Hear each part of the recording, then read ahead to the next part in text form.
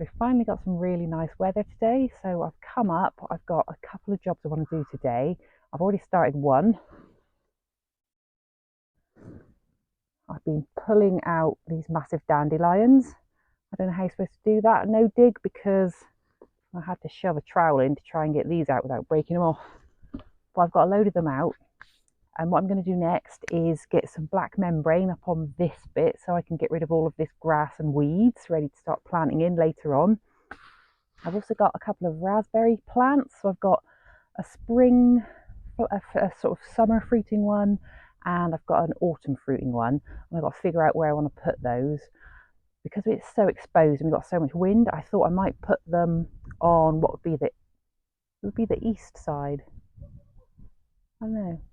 The side up the hill, because the wind seems to come from that direction. So I thought if I put the raspberry canes there. Come here.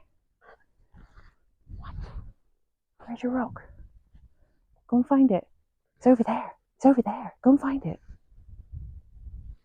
Yeah, I thought if I put the raspberry canes that side, they're going to break a bit of the wind up. Where's it gone? Piece of mud. I brought my chief wood chipper with me, so she's busy breaking up any of the large pieces of wood chip for me. Very helpful.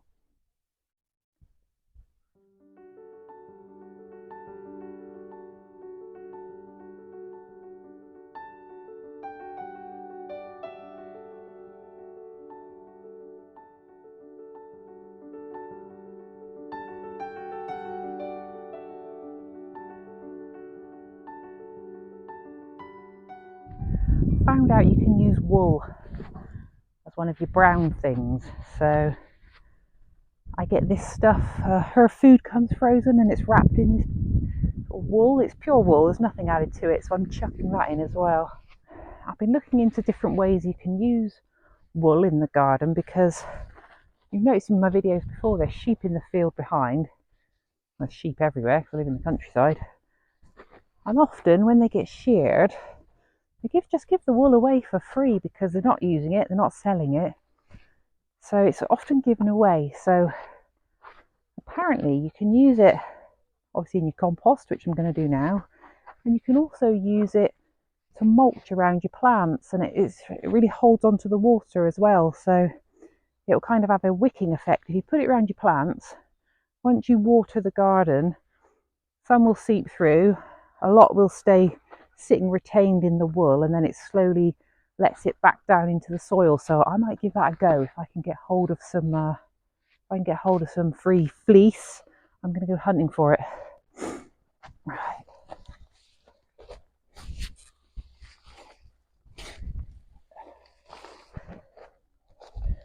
I'm going to take that as a positive sign that my compost is doing okay.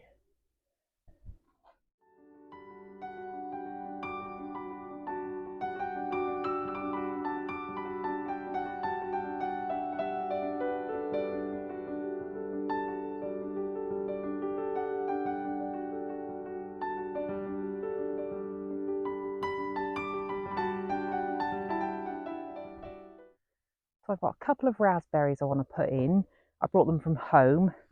I think this one is a summer fruiting raspberry, and I'm going to plonk that one there. This is an autumn one. I'm going to move that bed and plonk it over there. I've got rhubarb in there, so it should be all right with a bit of the shade that comes from that. That's south facing. I think that's west. Yeah, so I thought they'd break up the wind a little bit because it comes gusting down this hill, so I'm going to put them in there. And then I'll put things that don't mind a bit of dappled shade in these beds here. So that's my next job.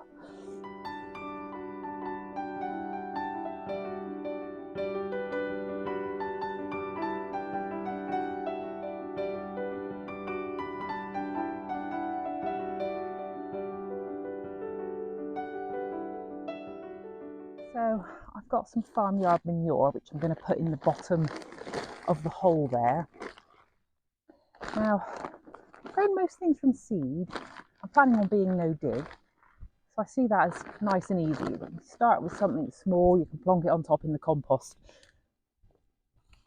But is there any way of getting that in without digging? I don't think so. So I don't really want to go with big, deep raised beds, but if you can think of a way around it, let me know. But you've got to dig a hole for something that size.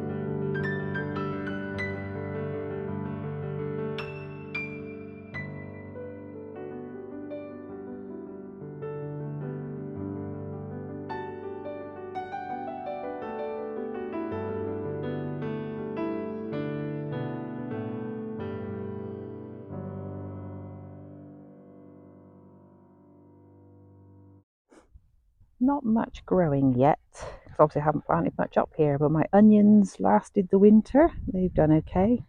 Nice dandelion doing very well over there, so I'll get that out in a minute. I can see I'm going to have issues with her trampling everything. My garlic is looking very happy to be alive. Just want to share with you my rhubarb. Very excited about rhubarb. Happens to be one of my favourite things. Nice rhubarb crumble. Can't beat it, but have a look. Brace yourself.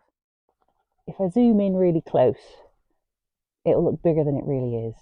But look at that. How impressive is that? I don't think we're going to get a crumble this year though. So I've got 3 raspberry canes in, a summer one, an autumn one there, another autumn one there. In that bed I'll put things that like a bit of dappled shade. My glorious rhubarb. Look, Delilah's knocked his little leaf off already, so he's going to have to be tough. Now, one little question. I know that gets quite big, the leaves will get massive. Is there anything you would put in that little space? It's only about a metre square, it's not very big. Is it worth putting anything in there to grow alongside it? The other thing I've got done that I've been desperate to get done is cover every inch with the membrane. I'm not really keen on using the black membrane. I've done most of it in cardboard and wood chip, but I don't have any more of that at the moment, so it's all covered now. Hopefully it's going to keep the weeds at bay, and that's all I've got time for today, but I'm hopefully going to come back in the week, get a few more things done. If you've enjoyed watching how my little allotment's coming on, please hit the like button, and I'd love it if you'd subscribe and join me as it grows.